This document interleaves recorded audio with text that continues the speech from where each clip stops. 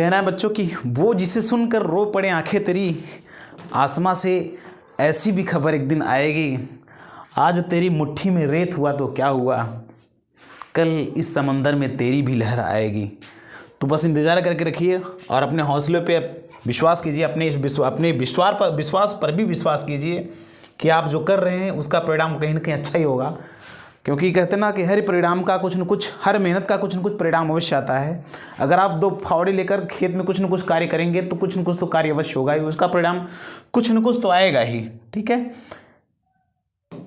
मेहनत कभी असफल नहीं जानता, आप सब जानते हैं। तो चलिए आप आज अब एक बार पुनः आपका इस बहुविकल्पी सेशन में एक बार आपका पुनः स्वागत है। आप सब जानते हैं मुझे कौन हूँ मैं। ठीक है, तो चलिए परिचय तो बहुत हो चुका है, परिचय छोड़िए, सीधा हम अपने चैप्टर पे आते हैं। चैप्टर आपका है ज्योग्राफी का जो दूसरा चैप्टर है। दूसरा चैप्टर का मतलब है आपका वन तथा वन जीव संसाधन। एक चैप्टर हम लोग इसका कर चुके हैं, इसका दूसरा चैप्टर है। छोटा है, प्रश्न कम है, 11 से 12 है। फिर वही प्रक्रिया आप अपनाएंगे कि सारे के सारे प्रश्न आप लिख लेंगे और लिखकर फिर आप उत्तर उसका लिखते जाएंगे। फिर मेरे आंसर्स उसको मैच करवाएंगे कि आपका कितना से हुआ, ताकि आपका भी इवैल्यूएशन हो जाए कि आपने कितने से आंसर टिक किए हैं। ठीक है, चलिए देखते हैं प्रश्न को। कि पहला प्रश्न है कि भारत में निम्न में से लगभग कितनी वन्य जीवन उपजातियां पाई जाती हैं। चलिए प्रश्न जो है करंट अफेयर का है। ठीक है, ये प्रश्न आपका करंट अफेयर का, आपको नहीं करना है। हालांकि आप देखेंगे तो एक IUCN होता है। IUCN जो है हर वर्ष इसका आंकड़ा कुछ जारी करता है। हालांकि 4 वर्ष पे वो 4th ईयर पे एक रिपोर्ट जारी करता है IUCN। उसमें कुछ प्रजातियों के नाम बताता है, विलुप्त कौन है, कौन उसमें मतलब कौन किस संख्या बढ़ी है, किसकी घटी है, कौन इंडेंजर्ड स्पीशीज के रूप में शामिल हुई है, कौन सा अन्य श्रेणी में शामिल हुई है।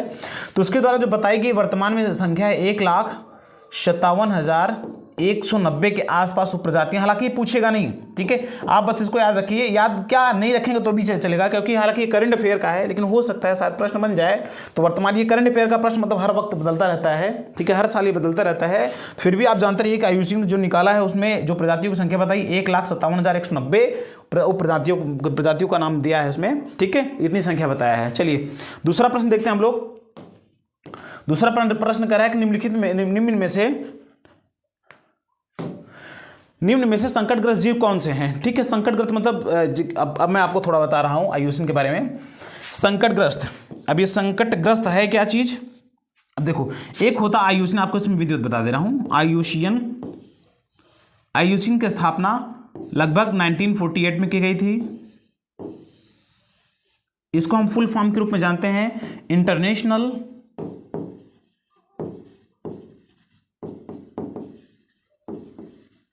Union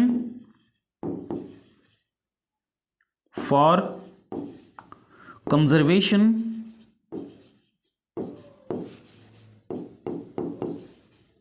of nature. इसका फुल फॉर्म ये होता है। ठीक है, इसकी स्थापना 1948 में हुई थी। इसका जो मुख्यालय है, हेडक्वार्टर जिसको आप इंग्लिश में कहते हो, मुख्यालय जो इसका है, इसका मुख्यालय कहाँ है, ग्लैंड में। ये ग्लैंड कहाँ है, स्विट्जरलैंड। ठीक है, कहाँ पर है, स्विट्जरलैंड। इतना बायोडाटा आप रखिए। ये क्या करता है, ये रिपोर्ट एक जारी करता है जिसको हम क्या कहते हैं, रेड डाटा लिस्ट। इसको हम रेड डाटा लिस्ट के नाम से पुकारते हैं, वह कहते हैं। इसमें जीव जगत प्लस पादप, मतलब पौधों के पादप जगत, दोनों की वर्तमान स्थिति को दिखाया जाता है। दोनों की, जीव जगत और पादप जगत दोनों की वर्तमान स्थिति को दिखाया जाता है कि कौन सा जो जीव है अच्छी स्थिति में है। हालांकि अब मैं आपको बताऊं तो ये 9 श्रेणियां जारी करता है। पहले 7 था, अब 9 हो गया है। 9 में आपका पहला इंडेंजर्ड स्पीशीज है। हालांकि पहले देखा जाए तो नॉट NE है, नॉट इवेल्युएटेड का मतलब मूल्यांकन जिसका ना किया गया हो। दूसरा है इंडेंजर्ड स्पीशीज है। इंडेंजर्ड स्पीशीज का मतलब होता है संकटग्रस्त प्रजाति। उसके बाद इसमें एक्सटिंग्विश्ड श्रेणी है। ठीक है, मतलब जो विलुप्त हो गए हैं, एक्सटिंग्विश्ड हो गए हैं, विलुप्त हो गए हैं, उनकी श्रेणी है। ठीक है, प्लस NT है, नियरली थ्रेटेंड है, नजदीक रूप से विलुप्त होने वाली है, मतलब विलुप्ति के कगार पे। तो ऐसे करके वो 9 श्रेणी जारी करता है। क्रिटिकल CR करके जारी करता है। जो क्रिटिकल रूप से क्रिटिकली रूप से डेंजर्ड होते हैं, क्रिटिकली इंडेंजर्ड प्राणी होते हैं, उसको जारी करता है। ऐसे करके वो 9 श्रेणी निकालता है। 9 श्रेणियों में पशुओं एवं पादपों को बांट के रखता है कि कौन सा जो है किस पे ज़्यादा खतरा है, किस पे कम खतरा है, और कौन विलुप्त हो चुका है, कौन विलुप्ति के कगार पे है, वो सब श्रेणी निकालता है। कौन निकालता है? आयुषन। आयुषन का फुल फॉर्म क्या है? International union for conservation of nature. Establishment कब हुई थी इसका?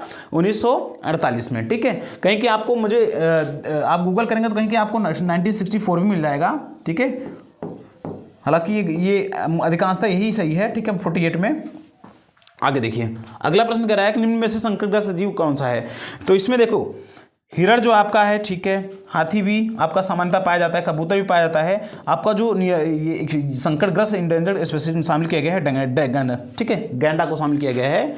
ठीक है, आगे देखिए, अगला प्रश्न कह रहा है,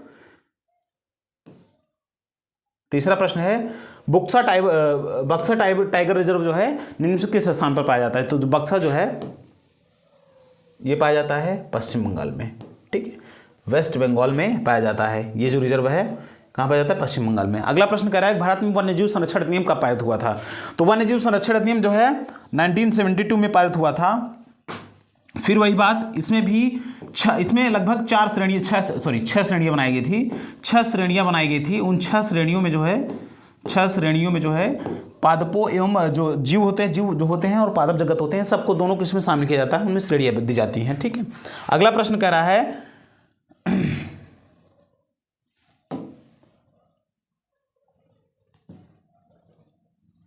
पांचवा प्रश्न करा है कि चिपको आंदोलन चलाने का श्रेय निम्न से किसे है? ठीक है, चिपको आंदोलन मतलब किसने चलाया था? प्रश्न सीधा सीधा यही है।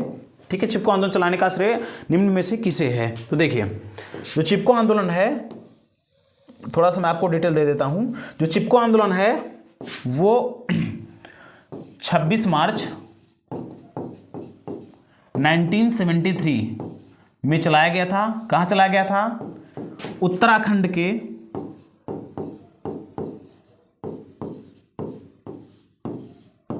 चामोली डिस्ट्रिक्ट में। कहां पर? चामोली डिस्ट्रिक्ट में, चामोली जिला में, उत्तराखंड के चामोली जिला में चलाया गया था। किसके द्वारा चलाया गया था? तो नेतृत्व कौन किया था? तो इसका नेतृत्व किए थे सुंदरलाल बहुगुणा,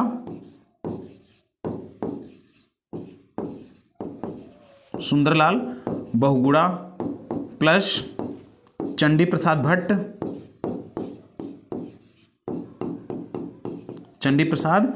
भट्ट प्लस श्रीमती गौरा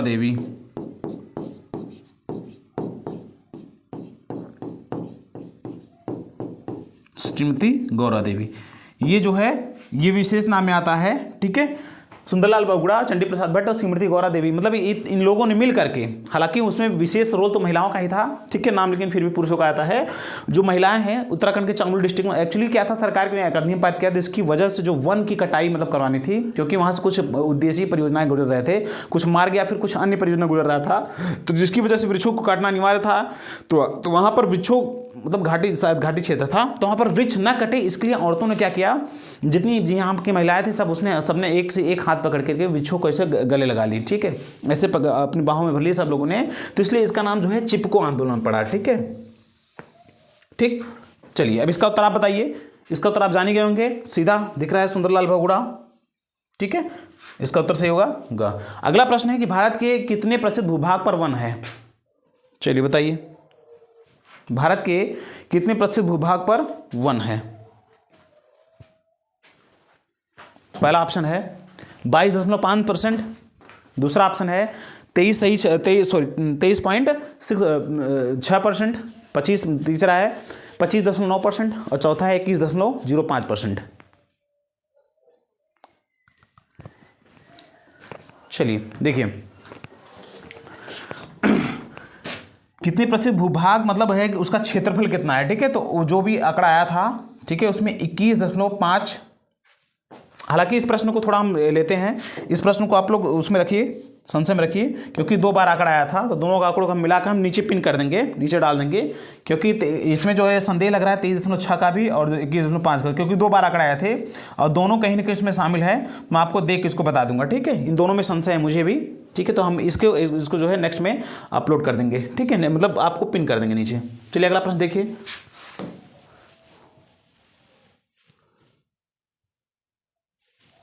देखिए अगला प्रश्न, सुंदरवन राष्ट्रीय पार्क किस राज्य में स्थित है? आप लोग सुंदरवन डेल्टा का नाम सुने होंगे। सुंदरवन जो डेल्टा है वो मैंने आपको बताया था अच्छी तरीके से। तो सुंदरवन जो उसी के नाम से सुंदरवन राष्ट्रीय पार्क बना है। तो कहाँ पर बना है? वो भी बना है पश्चिम बंगाल में, वेस्ट बंगाल में ही इसका भी निर्माण हुआ है, सुंदरवन राष्ट्रीय पार्क, ठीक है। अगला प्रश्न देखिए, चिपको आंदोलन संबंधित है। अब इसमें आपका दिया है किससे संबंधित है, तो बताइए आप लोग। ये उत्तर मैं आप लोग को छोड़ रहा हूँ। पहला है विद्युत संरक्षण, दूसरा वन संरक्षण, तीसरा जल संरक्षण, चौथा वायु संरक्षण। किसके लिए है? आपके लिए मैं उत्तर छोड़ रहा हूँ, आप स्वयं इसको नीचे कमेंट बॉक्स में डालेंगे। 9वां प्रश्न है, निम्नलिखित में से कौन सा भौगोलिक क्षेत्र का प्रतिशत राष्ट्रीय वन नीति 1952 द्वारा निर्धारित है? ये भी आप लोग बहुत पीछे है, इसको आपको पढ़ने की आवश्यकता नहीं है, ये सब नहीं पूछेगा, ठीक है। ये प्रश्न में बहुत पहले पूछा गया था, इसलिए मैंने इसको डाल दिया है, हालांकि पूछेगा नहीं, ठीक है। चलिए आगे देखिए। अगला दिया है green India mission. Green India mission किस वर्ष में आरंभ किया गया था? तो ऑप्शन है 2013, 2012, 2014, 2011, ठीक है। चलिए, जो ग्रीन इंडिया मिशन है वो मतलब प्राकृतिक संरक्षण हेतु 2014 में जो है इसको प्रारंभ किया गया था, ठीक है, ग्रीन इंडिया मिशन को। अगला प्रश्न देखिए।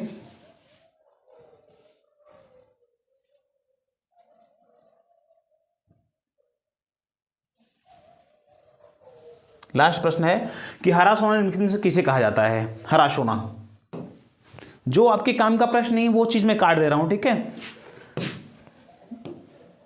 देखिए, हरा सोना के निम्नलिखित में किसे कहा जाता है? देखिए, जो हरा सोना होता है,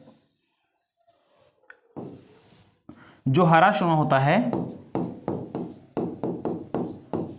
किसको कहा जाता है? वो चाय को कहा जाता है। किसे? चाय। ग्रीन गोल्ड किसे कहा जाता है? चाय को। और हरा सोना जो है बांस को भी कहा जाता है, लेकिन किसके परिप्रेक्ष्य में? बांस के परिप्रेक्ष्य में तब कहा जाता है जो आदिवासी नहीं होते हैं, आदिवासियों के लिए जो है बांस को आदिवासियों का हरा सोना कहा जाता है। आदिवासियों का जो है हरा सोना बांस को कहा जाता है, बांस को जो है आदिवासियों का हरा सोना कहा जाता है। तो कुल मिला जुला के ये किससे संबंधित है आपको उसको देखना है कि प्राकृतिक वनस्पति है, दूसरा घास के मैदान है, तीसरा हरे पेड़ और चौथा सघन झाड़ी। चलिए इसमें देखिए,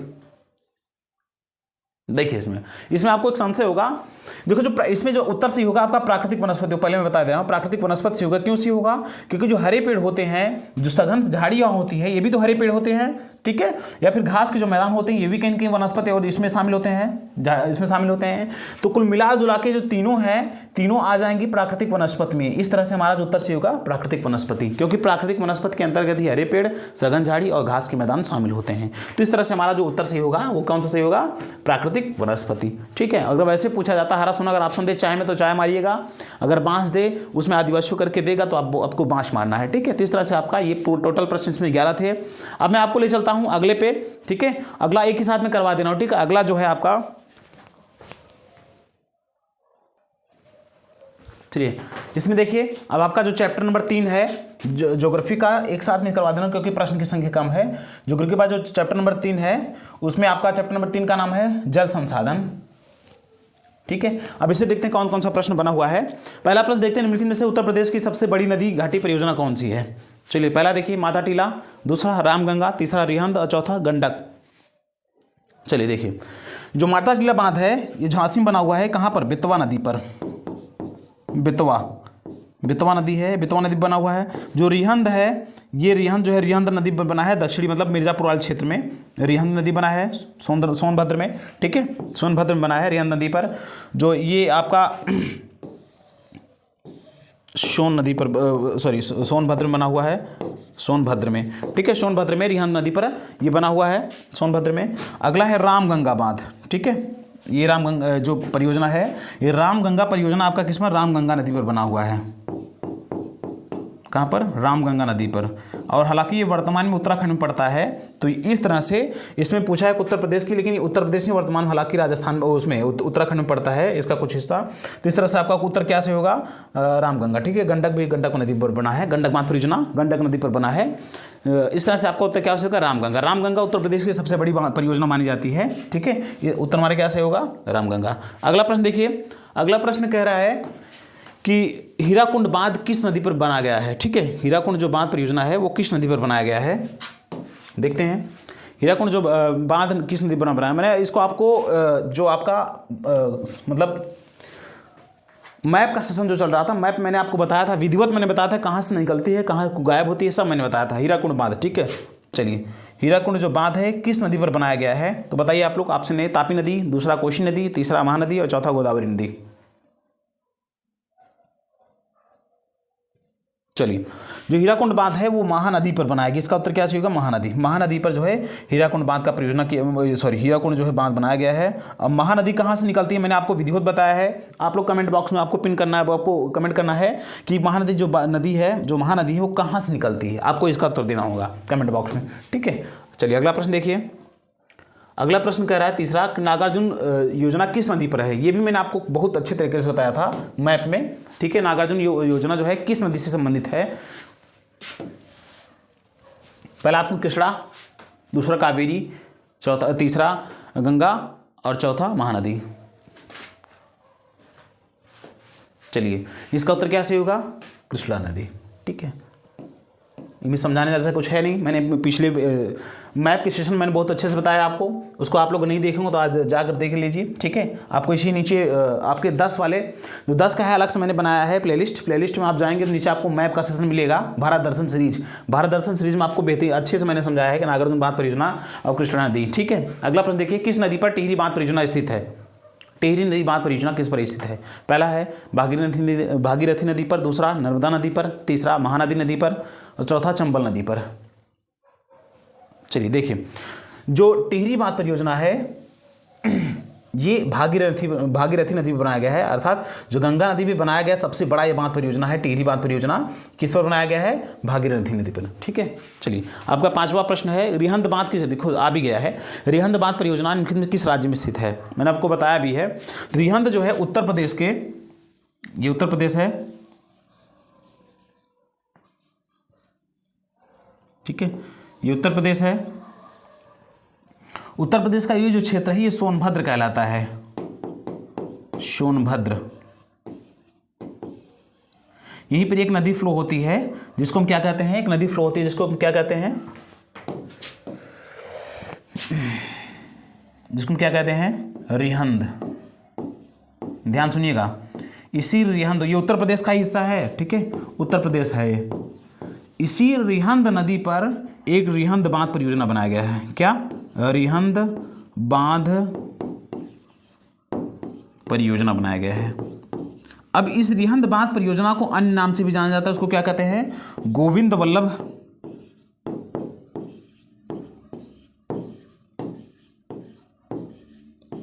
पंत सागर बांध परियोजना।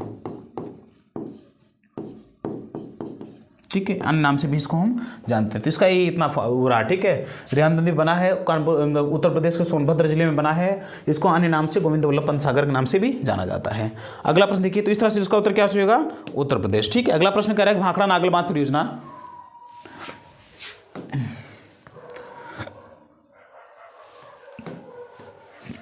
भाखड़ा नागल बांध परियोजना किस नदी पर बना है। तो चलिए, भाखड़ा नागल बांध परियोजना अलग नहीं है, बांध। ठीक है, भाखड़ा नागल बांध किस नदी पर बना है।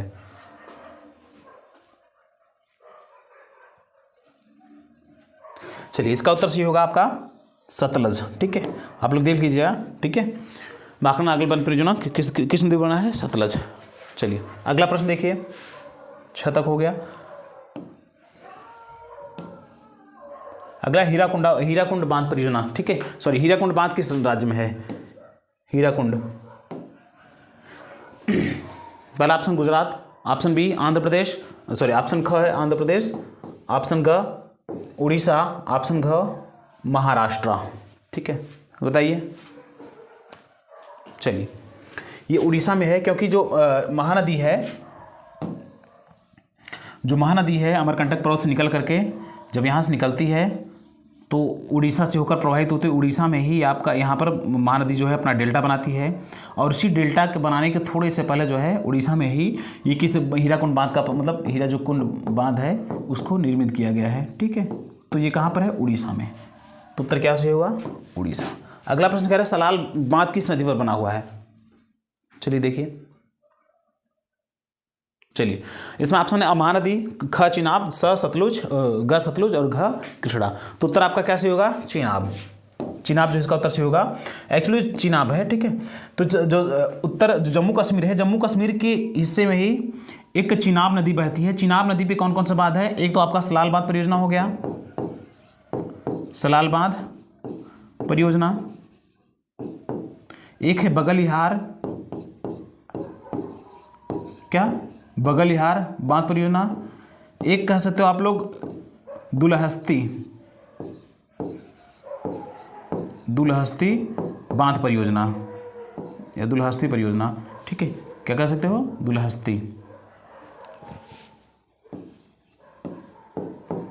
दुलहस्ती बांध परियोजना। तो इस तरह से कुछ कुल मिला के मुख्यतः 3 जो है इंपॉर्टेंट है वो आप उसको याद रखिएगा। ठीक है, तो इस तरह से आपको उत्तर कैसे होगा? चिनाब। अगला प्रश्न क्या है? बांधों को कहा जाता है, बांधों को जो अन्य किस नाम से जाना जाता है? इसका मतलब ये है, तो किस नाम से जाना जाता है? पहला ऑप्शन है बहुउद्देशीय घाटी परियोजना के नाम से, ख है जल स्रोत, ग बाढ़ नियंत्रण का उपाय,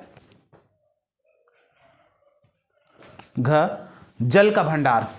चलिए, हालांकि आप देखेंगे तो आप हो जाएंगे, मतलब आपको समझ में आएगा कि जल स्रोत भी होता है यहाँ पर, बाढ़ को नियंत्रित करने के लिए भी बांध का निर्माण किया जाता है और जल का भंडारण भी यहाँ पर किया जाता है। लेकिन इसमें पूछा है उपनाम भी कहा जाता है, मतलब उसको अन्य किस नाम से जाना जाता है? तो बांधों को हम बहुउद्देशीय परियोजना के नाम से भी जाने जाते हैं। इसका उत्तर क्या से होगा? ऑप्शन ए बहुउद्देशीय। आप तोड़ के देखें तो बहु मतलब बहुत से उद्देश्य, मतलब उद्देश्यों को पूरा करने वाला, बहुत से उद्देश्यों को पूरा करने वाला जो परियोजना होता है उसे हम बहुउद्देशीय परियोजना के नाम से जानते हैं।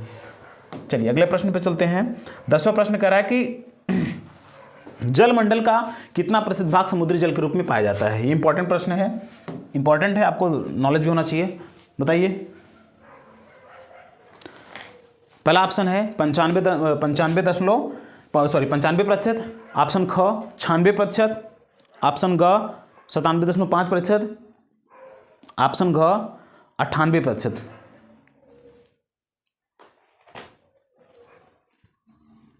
चलिए देखिए, इसका जो उत्तर सही होगा आपका 97.5% आपका समुद्रों में चला जाता है। जो जल का संपूर्ण हिस्सा होता है, मान लो 100% जल है, इसका जो 97% है, 97.5% है, वो कहाँ चला जाता है? समुद्र में।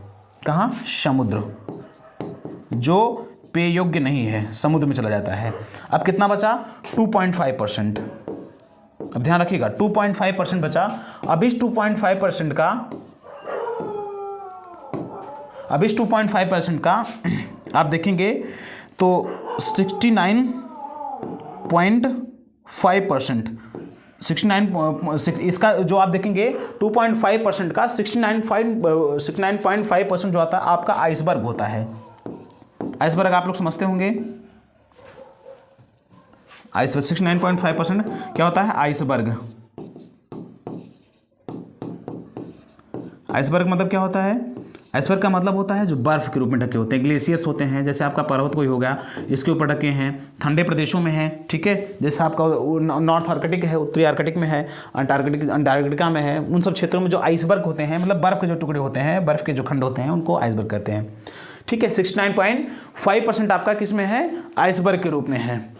चलिए अब इसमें जो आपका इसमें 2.5% का 69.5% वो है। अब 30.1% जो है ये किस रूप में पाया जाता है? ये ग्राउंड वाटर के रूप में। किसमें? Ground water.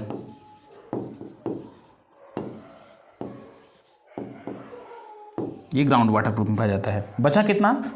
4%। तो 0.4% जो पाया जाता है वो सरफेस वाटर होता है। क्या? सरफेस। ध्यान रखिएगा आप लोग, इसको मन कहे तो आप नोट्स बना लीजिए क्योंकि आवश्यकता होता है कभी काल। ठीक है, तो 0.4% आपका कितना होता है? क्या होता है? Surface water. सरफेस वाटर में जैसे आपका लेक्स हो गया, रिवर्स हो गए, रिवर्स जो रिवर्स में सॉक्स जल पाया जाता है, रिवर्स हो गए, लेक्स हो गए, जो पॉन्ड्स हो गए, ठीक है, ये सब चीज़ें उसमें शामिल होते हैं। ठीक है, आया समझ में। तो इस तरह से आपका उत्तर क्या से होगा, आपका उत्तर से होगा 97.5%। फिर से आप याद रखिए 97 पूरे जल का 97.5% आपका समुद्र में चला जाता है, समुद्र में जा रहता है, समुद्र उसको कवर करता है। उसका 2.5% जो शेष बचा हुआ है, 2.5 का जो 100% है, 100% में से 69.5% आइसबर्ग के रूप में पाया जाता है, मतलब बर्फ के रूप में पाया जाता है। और जो शेष है 31.5% ग्राउंड वाटर के रूप में पाया जाता है। और जो इसका जो शेष बचा है 0.4% बचा, क्योंकि आप 69.5 और 30+1 जोड़ेंगे तो आपका 0.4 बचेगा। ठीक है, तो 0.4% जो पाया जाता है वो किस में पाया जाता है, सरफेस वाटर के रूप में। और वो किस रूप में होता है, लेक्स में, रिवर्स में और पॉन्ड्स में, इन सब चीज़ों में होता है जो भूमि सतह के ऊपर पाया जाता है। ठीक है, इस तरह से आपका उत्तर किसमें क्या से होगा, ऑप्शन नंबर ग। ठीक है, तो इस तरह से आपका आज पूरा दोनों जो चैप्टर है, दोनों चैप्टर से आपका पूरा हो गया। ठीक है, तो ठीक है, मिलते हैं अगले वीडियो में चैप्टर नंबर 4 के साथ। ठीक है, 2 चैप्टर आपका एक ही साथ में हो गया। आप दो चैप्टर को आप पूरा कर लीजिएगा। और आप पिछला जो वो क्लास है वो भी रिवाइज कर लीजिए एक बार। ठीक है, आप 2 पर भी करके देख सकते हैं। रिवाइज करने में क्या है, आप 2 पर जो है कर भी देख सकते हैं, या फिर आप चाहें तो नोट्स बना लें, ताकि आपको बार देखना ना पड़े बड़ा करके। या फिर आप नोट्स बना लेंगे तो आपको एक बार में जो है 3 से 4 से 5 मिनट लगेंगे, आप केवल आंसर देखते जाएंगे तो आपका होता जाएगा। ठीक है, तो ठीक है, मिलते हैं अगले वीडियो में अगले चैप्टर के साथ। ठीक है, तब तक लगे रहिए।